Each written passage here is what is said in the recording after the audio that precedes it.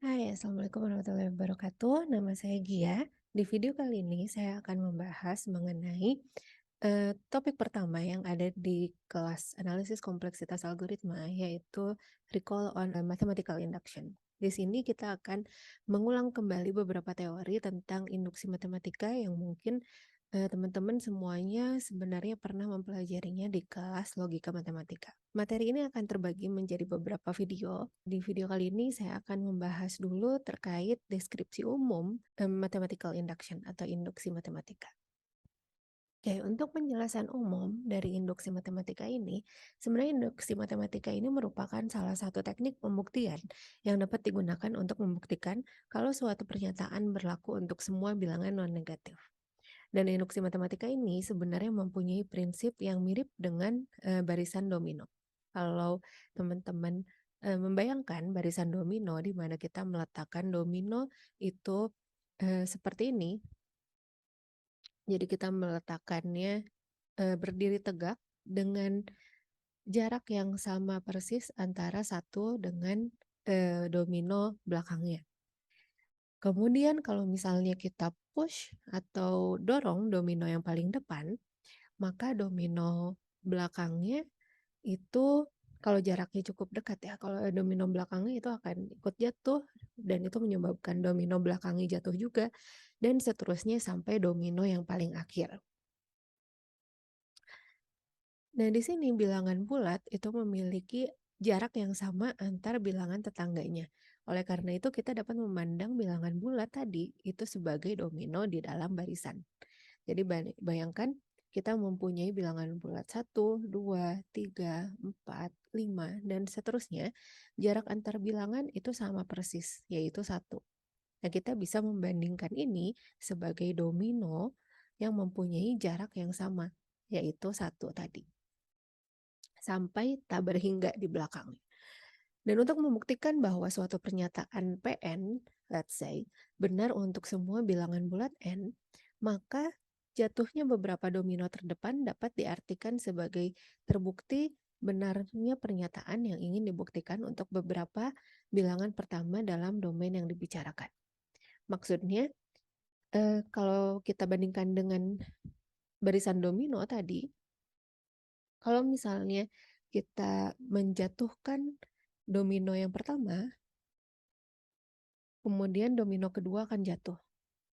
Kemudian karena domino yang kedua yang akan jatuh, domino ketiga juga akan jatuh. Karena domino ketiga jatuh, maka domino keempat juga akan jatuh.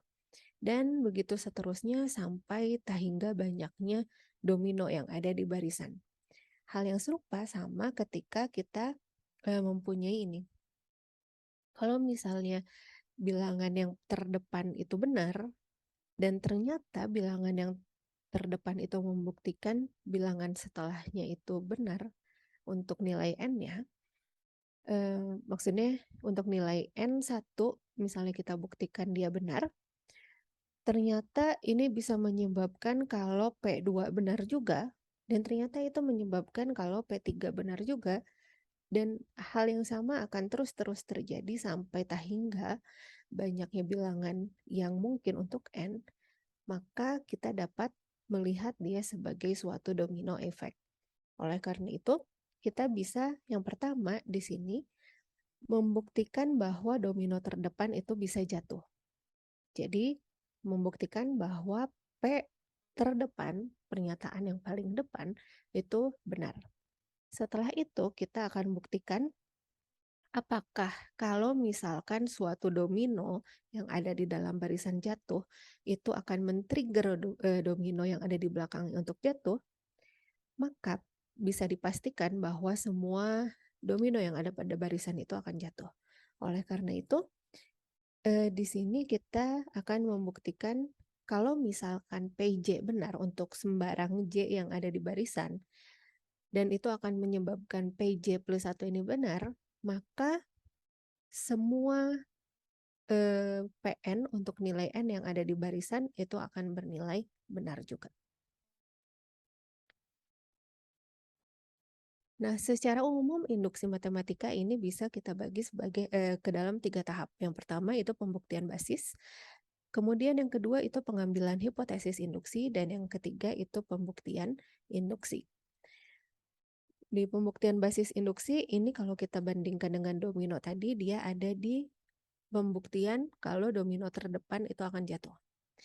Sedangkan pengambilan hipotesis induksi itu adalah pemisalan kalau misalkan sembarang domino ini jatuh. Dan pembuktian induksi itu adalah pembuktian kalau misalnya tadi kita hipotesisnya sembarang domino itu jatuh, maka di pembuktian induksi kita akan membuktikan bahwa domino yang ada di belakangnya itu pasti akan jatuh juga. Nah, induksi matematika ini dapat dibedakan menjadi dua jenis, yaitu yang pertama induksi biasa dan yang kedua itu adalah induksi kuat. Perbedaannya terletak pada banyaknya pembuktian basis induksi yang perlu dilakukan serta hipotesis induksi yang diambil. Untuk lebih lengkapnya kita akan membahas di video selanjutnya. Oke, terima kasih telah menyimak. Sampai bertemu di video selanjutnya.